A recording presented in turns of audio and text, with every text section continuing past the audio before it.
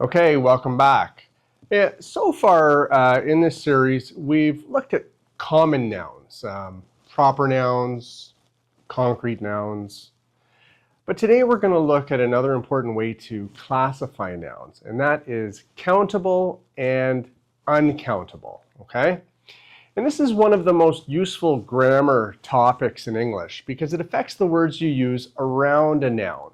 Words like and many, or much, and some, okay? So a countable noun is a noun that names something you can count. 1, 2, 3, and so on, okay? Examples are things like book, apple, dog, chair, idea, okay? You can say 1 book, 2 books, 3 books. You can count it. Okay? Countable nouns have both singular form and plural form. Okay? So book becomes books. Apple, apples. Dog becomes dogs. Okay? Now, an uncountable noun is sometimes called a non-count noun. Okay? It names something you really can't count individually. Okay? Things like water, rice, music, advice, or information. You wouldn't say 1 water or 3 musics, right? These nouns don't have a normal plural form, okay? Uncountable nouns often name substances, like liquids or abstract concepts, things that come in a mass or a whole, not in separate countable units, okay? So if we're going to compare them directly, you could say a book is countable. I have a book. I have 2 books, okay? Now water is uncountable. So you would say something like, I have some water, not I have 2 waters, okay? An idea. Well, an idea is countable. She has a good idea. She has many ideas. But something like advice, well, that is uncountable. She gave some advice, not she gave 2 advices, okay? Notice the pattern. Countable nouns can follow a, an, or a number, and they can become plural. Uncountable nouns cannot, okay? Now, uncountable nouns tend to fall into a few common categories, and we can look at them. One is liquids and substances, things like water, milk, oil, sand, rice. Weather and natural phenomena, like rain, snow, thunder, weather.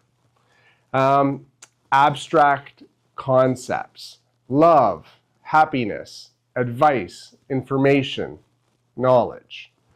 And subjects and fields, so things like music, art, history, or homework.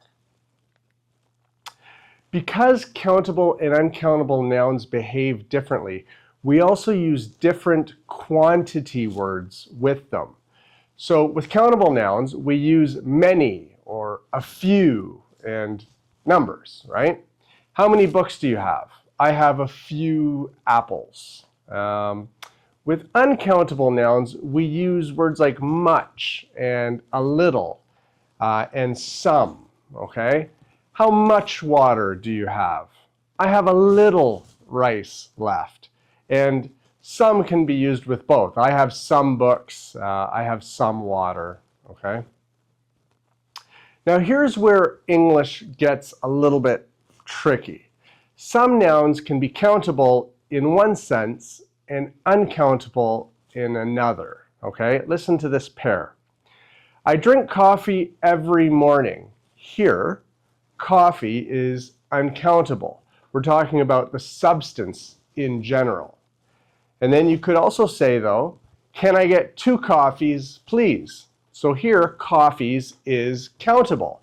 We're talking about 2 cups or servings of coffee. As another example, we could use paper. Paper is made from trees. In this case, paper is uncountable. It's the material we're talking about.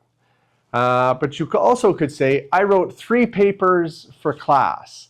Here, papers is countable. It's referring to individual documents or essays. So the same word can shift categories depending on whether you mean the general substance or a specific countable unit of it, okay? Now here's a useful workaround I like to use for container words, okay? Since you can't say 2 waters or 3 rices, English gives us a useful trick, container or measurement words, okay? Instead of counting the uncountable noun directly, we count a unit that holds it, okay? So a glass of water, a bowl of rice, a piece of advice, a cup of coffee, or a loaf of bread. These container words become the countable part of the phrase. I had 2 glasses of water. She gave me 3 pieces of advice. We bought 2 loaves of bread. This is one of the most practical tools in English for talking about uncountable nouns and speaking in a natural way, okay?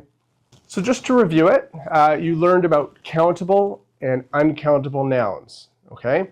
A countable noun names something, of course, that you can count. It has a singular and plural form, like book or books. An uncountable noun names something you cannot count individually. Substances, weather, abstract concepts, and subjects. Things like water, rain, and music, okay? Countable nouns use many or a few and numbers, okay? Uncountable nouns use words like much and a little, and container words like a glass of or a piece of. And then you'll have to remember that some nouns like coffee and paper can be both countable or uncountable, depending on whether you mean the general substance or a specific unit, okay? Thank you very much for watching, and I will see you in the next lesson.